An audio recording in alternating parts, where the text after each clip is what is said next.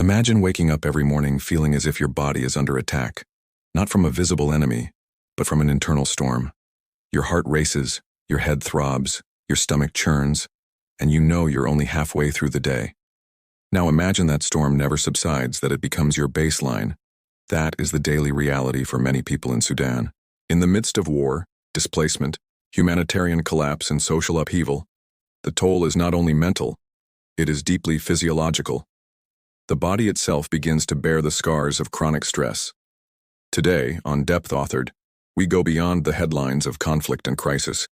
We peer into the hidden battlefield inside the body. We explore how prolonged stress ravages systems, undermines health, and shapes futures for Sudanese populations. This is not just about feeling stressed. This is about how the body fights and fails under relentless pressure. It's about how survival becomes a chronic physiological burden. Stay with me. Stay. Hello, I'm Usama, and this is DepthAuthored. Today we all dive into the profound ways in which chronic stress affects the body, particularly in the context of Sudan, where conflict, displacement, and socioeconomic breakdown have created relentless stressors for large segments of the population. Why is this topic so relevant? Because stress is often portrayed as a psychological issue, anxiety, depression, trauma. But behind those symptoms lies a cascade of physiological changes. And for populations exposed to prolonged adversity, like many in Sudan, the implications are serious. Increased disease risk, impaired development, lifelong health burdens. Over the next 10 to 11 minutes, we'll explore what is chronic stress and how does the body respond? The deeper physiological mechanisms, the neuroendocrine system, immune system, metabolic consequences, how this shows up in Sudan via studies, data, lived experience. Real-world implications, health systems, public health, individual lives. Finally, we'll reflect on what it means for resilience, recovery, and hope. My goal is to bring you an educational, engaging, and thought-provoking exploration. Not just numbers, but stories. Not just biology, but lived reality. Let's begin by defining our key term, chronic stress. 1. Defining chronic stress and why it matters. Stress in itself is not new. The fight-or-flight response is deeply embedded in human physiology. When faced with a threat, the body mobilizes, adrenaline pulses, heart rate climbs, breathing speeds up. That acute stress response is adaptive, but chronic stress is different. It is the prolonged activation of those systems or the failure to return to baseline. According to the Mayo Clinic, when the stress response remains always on, the body's normal regulation is disrupted. Another framing. The concept of allostatic load. The cumulative wear and tear on the body from repeated stress. A recent review of neuroendocrinology describes how prolonged stress can lead to a vulnerable phenotype, with altered stress reactivity, impaired glucocorticoid signaling, and increased risk of both mental and physical disease. Why does this matter? Because when stress is chronic, the body's protective systems become harmful.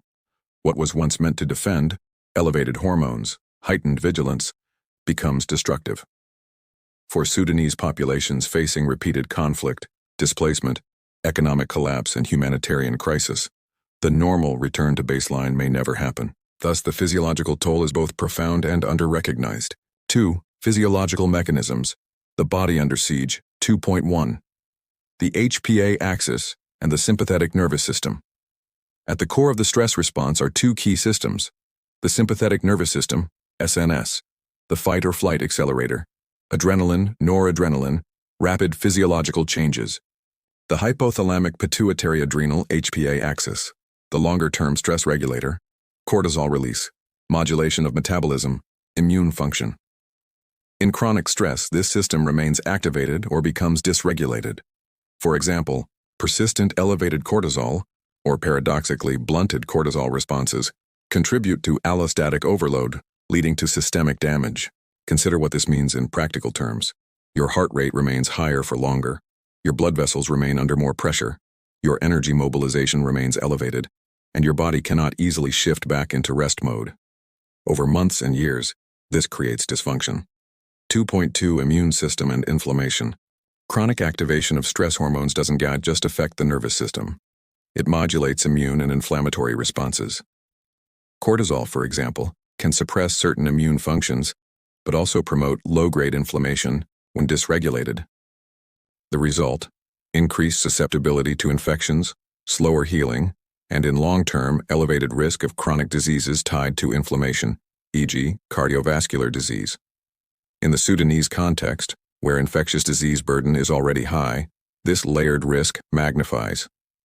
For populations living with forced displacement, cramped living conditions, inadequate sanitation and nutrition, the interplay of stress plus immune suppression plus infection becomes a vicious cycle.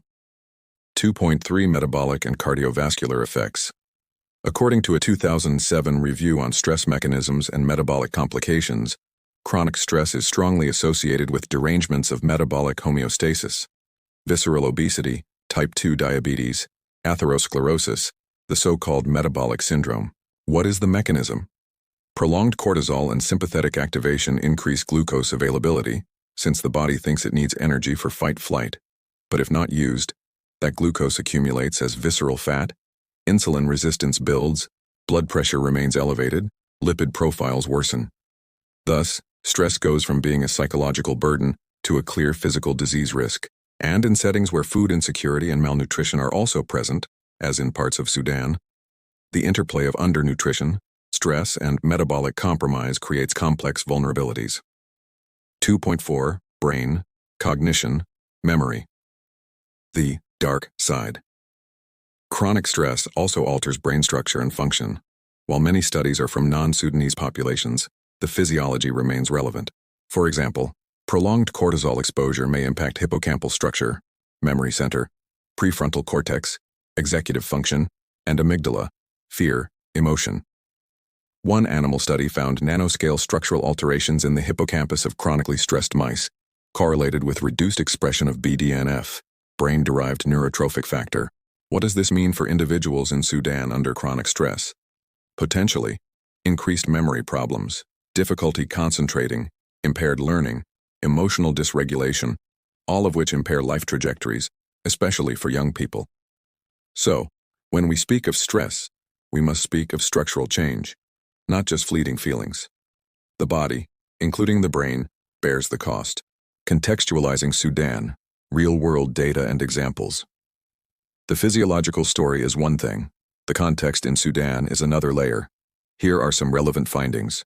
A cross-sectional study among undergraduate students at University of Khartoum, living in war-afflicted regions, found high levels of stress and anxiety. Variables significantly associated with distress included poor physical health, lack of support systems, and time management issues. Among healthcare workers in Sudan amid the 2023 conflict, more than half experienced high levels of anxiety, though depressive symptoms were less prevalent. Female gender, nursing, lab staff, and greater exposure to conflict correlated with higher distress. Among internally displaced persons, IDPs in the White Nile State, Sudan, a 2024 cross-sectional study found significant physical health issues, respiratory infections, insomnia, headaches, gastrointestinal symptoms, along with high rates of depression, 18%, PTSD, 20%, and anxiety, 14%.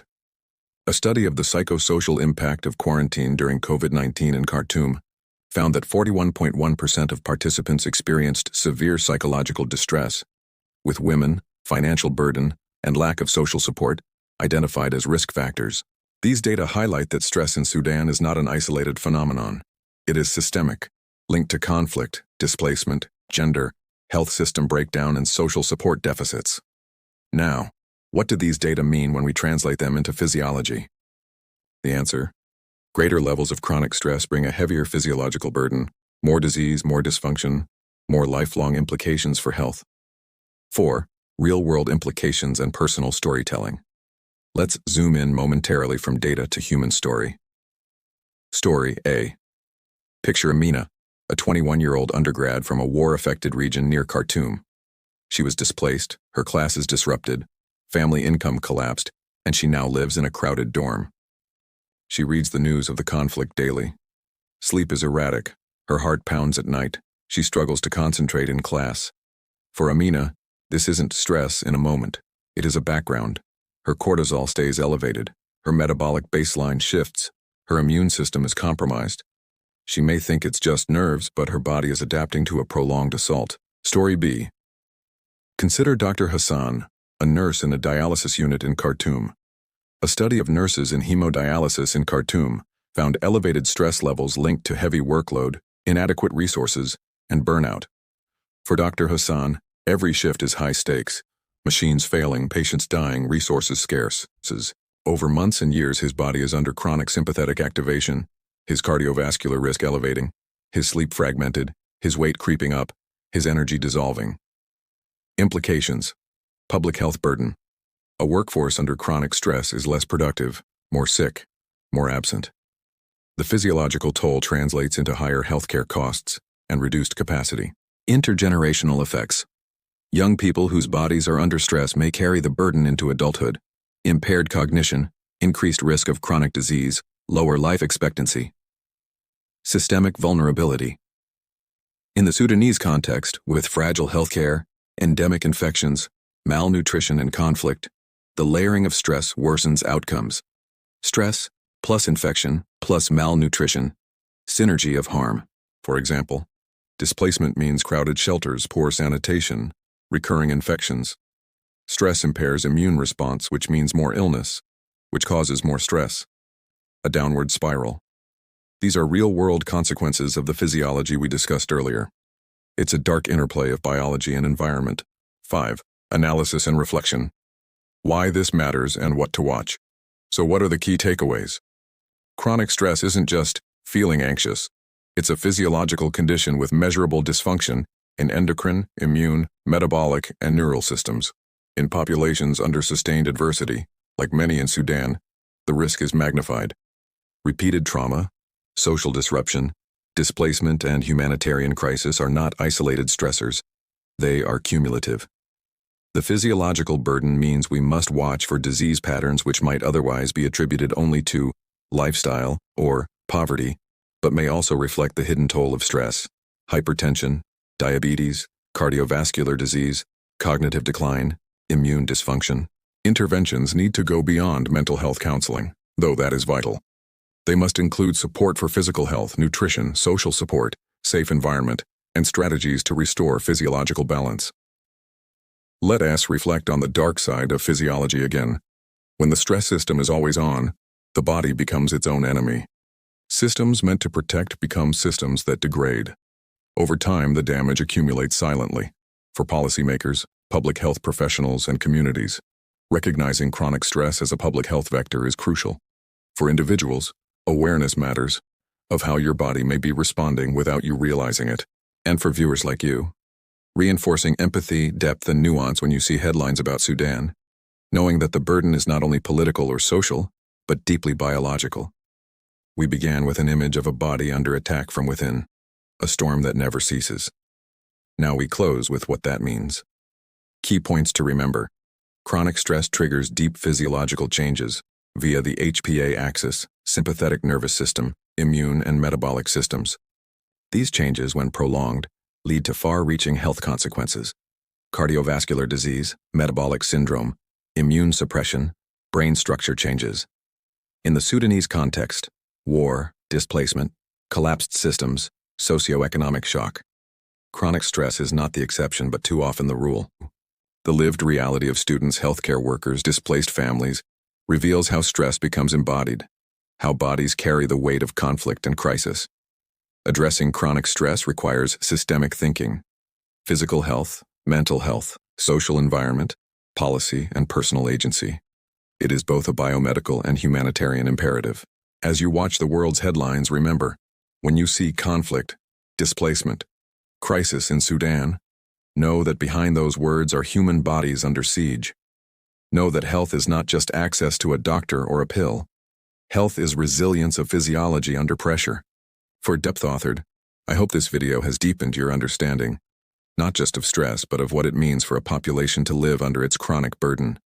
If you found this meaningful, please like, share, and subscribe. But more importantly, reflect. What can we do, as a global community, as professionals, as individuals, to reduce the burden of chronic stress for those who carry it silently? Thank you for joining me. Until next time, stay curious, stay compassionate, and keep digging deep.